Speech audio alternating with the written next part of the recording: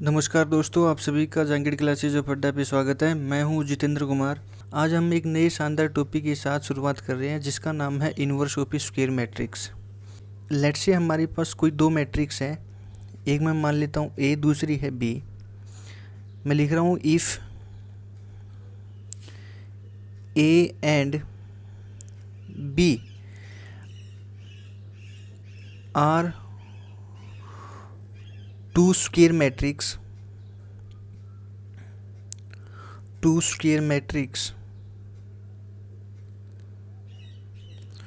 Of order N. मैंने N order की दो स्क्वायर मैट्रिक्स ले ली, और वो स्क्वायर मैट्रिक्स भी कैसी होनी चाहिए, मैं ब्रैकेट में लिख रहा हूँ नॉन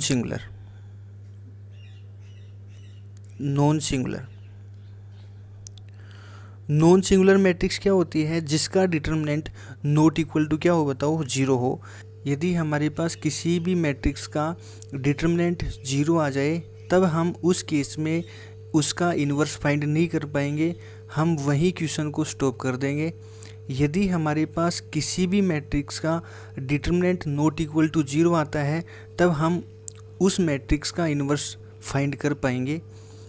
तो हमने लेट से मान लिया था कि दो मैट्रिक्स थी और दो हमारे पास वो स्क्वायर मैट्रिक्स होनी ज़रूरी है, और वो भी कैसी, बताओ, non singular.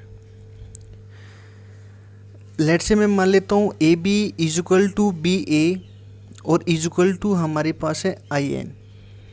A B is equal to B A is equal to I N, और आई एन का मतलब है हमारे पास ये मैट्रिक्स है एक आइडेंटिटी मैट्रिक्स। कितने ऑर्डर की है, बताओ, एन ऑर्डर की। तो यहाँ से हम क्या बोल सकते हैं? तो हम बोल सकते हैं कि देन जो B है वो is called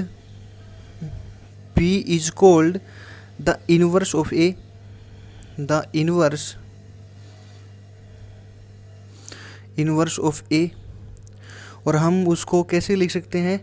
and we write B is equal to A inverse. या हम ऐसे भी लिख सकते हैं कि then A is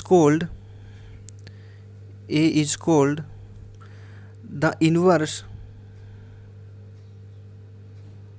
inverse of B। और उसको आप कैसे लिख सकते हो? लिखोगे and we write A is equal to B inverse.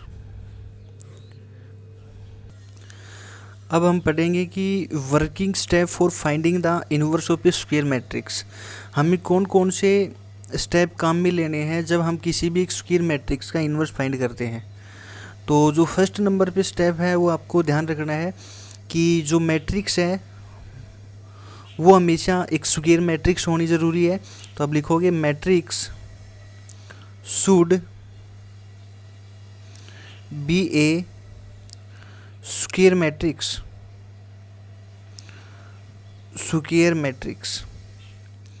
और स्क्वायर मैट्रिक्स का मतलब ये है, मैं लिख सकता हूँ that is number of row is equal to number of column.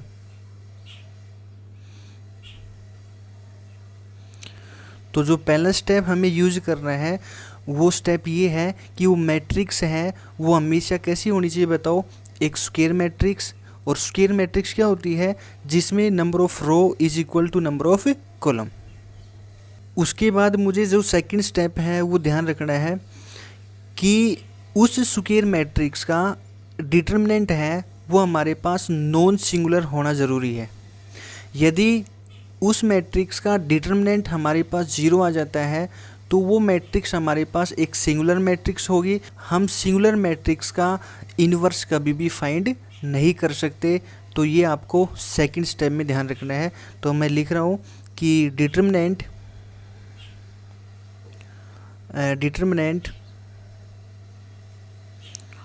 Of A matrix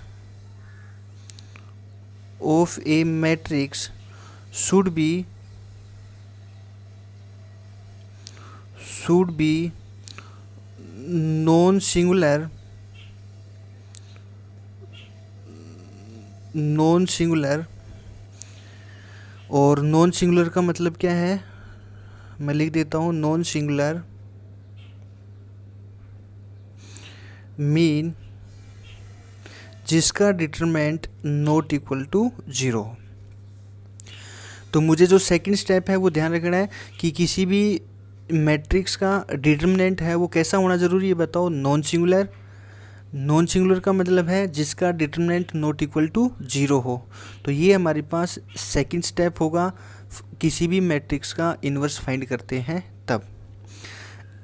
and जो तीसरा जो स्टेप है वो हमारे पास होगा, यदि वो मैट्रिक्स नॉन सिंगुलर हो जाती है तो जो तीसरा स्टेप हमारे पास होगा वो होगा हम उस मैट्रिक्स का एडजॉइंट फाइंड करेंगे।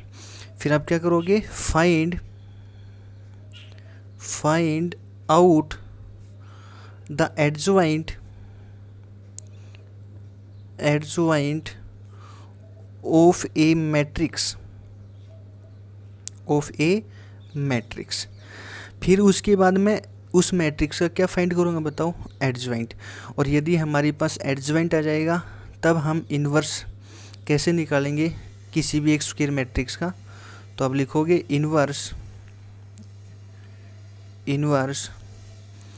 ऑफ ए स्क्वायर मैट्रिक्स वो इज इक्वल टू क्या हो जाएगा, ए इन्वर्स बराबर मैं लिख सकता हूँ 1 में डिटरमिनेंट ऑफ ए और इनटू में एडजॉइंट ऑफ ए। और ये फॉर्मूला आप सभी को याद रखना है कि A inverse is equal to क्या होता है, 1 में ए का डिटरमिनेंट इनटू में एडजॉइंट ऑफ ए। तो ये हमें 3 स्टेप ध्यान रखने हैं किसी भी स्क्वायर मैट्रिक्स का हम इन्वर्स फाइंड करते हैं तब।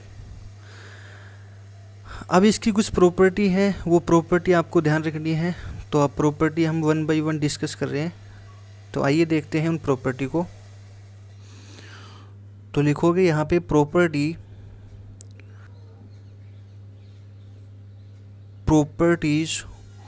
Of inverse matrix. जो फर्स्ट जो प्रॉपर्टी है वो मुझे ध्यान रखनी है। फर्स्ट प्रॉपर्टी क्या है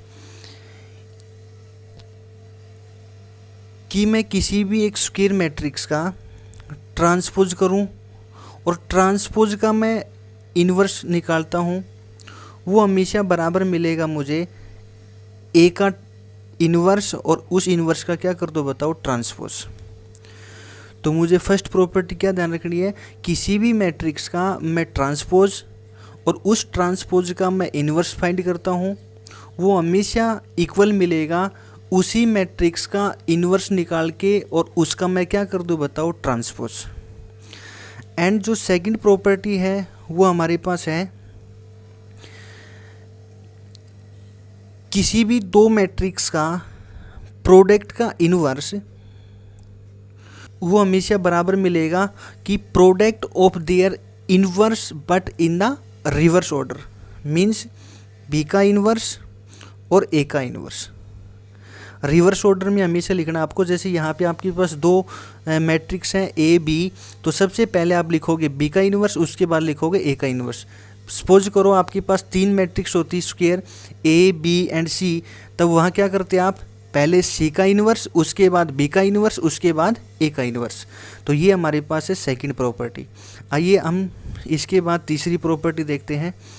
जो तीसरी प्रॉपर्टी हमारे पास है, यदि मैं किसी भी मैट्रिक्स का इन्वर्स फाइंड करता हूँ और उसके बाद फिर मैं उसी का इन्वर्स फाइंड करता हूँ, तो हमेशा हमें वही मैट्रिक्स ए मिलेगी। क्या बताया मैंने, ए मैट्रिक्स का मैं इन्वर्स निकालता हूँ, उसके बाद इन्वर्स का फिर मैं इन्वर्स निकालता हूँ, तो हमेशा क्या मिलेगी, बताओ मुझे, ए मैट्रिक्स। तो ये हमारे पास तीसरी प्रॉपर्टी है। और चौथी प्रॉपर्टी क्या है, यदि मैं एडजॉइंट ऑफ ए और उसका मैं क्या फाइंड करूं, इन्वर्स फाइंड करूं, या मैं ए इन्वर्स का एडजॉइंट फाइंड करूं, हमेशा इन दोनों की वैल्यू क्या मिलेगी आपको, इक्वल मिलेगी। यदि मैं किसी भी मैट्रिक्स का मैं एडजॉइंट फाइंड करके और उसका मैं इन्वर्स फाइंड करूं, या किसी भी इन्वर्स का मैं एडजॉइंट फाइंड करूं, दोनों की वैल्यू हमें क्या मिलेगी बताओ, इक्वल मिलेगी। तो ये हमारे पास है चौथी प्रॉपर्टी।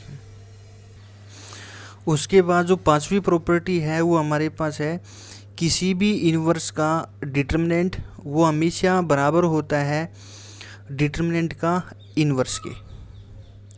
ये हमारे पास वैल्यू कैसे आती है मैं आपको डिफाइन करके बता रहा हूँ।